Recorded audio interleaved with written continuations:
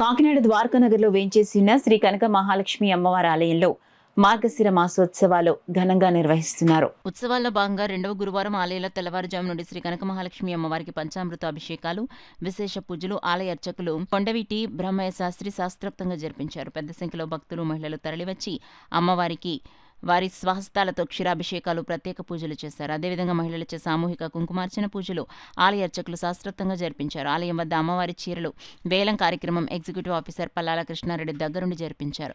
ఈ సందర్భంగా ఆలయ అర్చకులు కొండపల్లి బ్రహ్మయ్య శాస్త్రి మాట్లాడుతూ ఈ నెల 30వ తేదీన మహాకుంభాభిషేకం కార్యక్రమం అన్నప్రసాద వితరణ చేయనున్నట్లు వెల్లడించారు.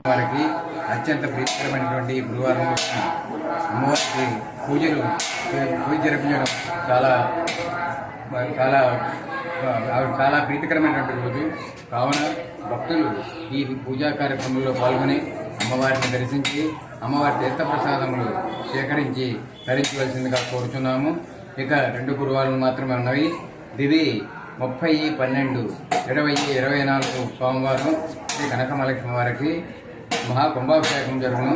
ఈ మహాకుంభాభిషేకాలలో భక్తులు స్వయముగా పంచామృతములతో, మంచినీటితో, పండ్ల రసములతో, మంచినీటితో స్వయముగా అభిషేకించి మాత్రమైనటువంటి అవకాశం కలదు.